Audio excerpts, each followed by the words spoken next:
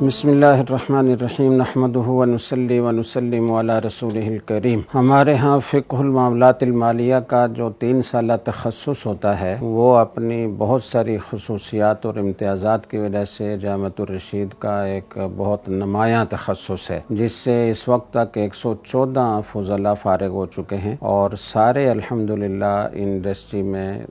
کام کر رہے ہیں۔ ان میں سے 50% سے زیادہ تو اسلامی بینکوں میں ہیں، اور اس سال جو فضلاء ہمارے فارغ ہوئے ہیں ابھی ان کا آخری امتحان باقی تھا کہ ان کی جابز لگ چکی تھی۔ انٹرنشپ کے دوران ہی بینکوں نے انہیں ہاتھوں ہاتھ لیا اور انہیں اپنے پاس جاب دی، تو یہ ایک بہت اہم تخصص ہے۔ اس کے پہلے سال میں انگلش برج پروگرام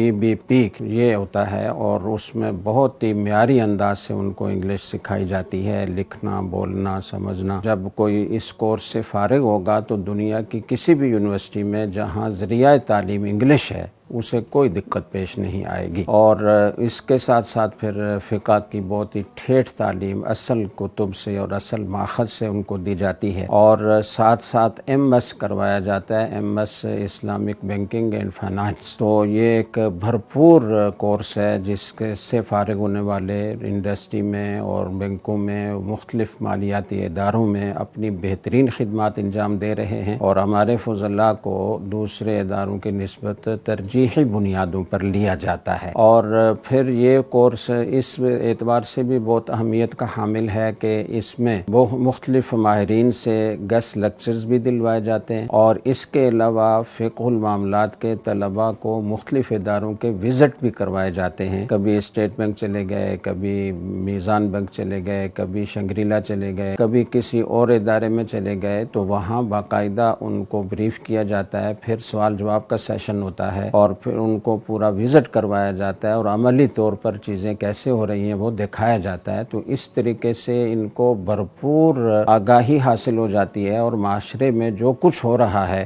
وہ ان کے لیے اجنبی نہیں رہتا۔ اور اس تخصص کے بغیر اگر کوئی آدمی چاہے کہ وہ مالیاتی اداروں کی، اسلامی بینکوں کی اور معاشرے کے دوسرے مختلف اداروں کی صحیح رہنمائی کر سکے تو ایسا نہیں کر سکتا۔ وہ اس تخصص سے فارغ ہونے والا وہ رہنمائی کرنے کا اہل ہوتا ہے، تو اس اعتبار سے اس کی بہت اہمیت ہے۔ تو اس وقت جو شرائط داخلہ ہیں وہ یہ ہیں کہ انٹر کیا ہوا ہو۔ اس سے پہلے ہمارے ہاں گریجویشن شرط تھی، لیکن اب ہم نے انٹر کو شرط قرار دیا ہے، اور اس کے ساتھ ساتھ پھر ہم MS ان کو ہماری جو درس نظامی کی ایکویلنس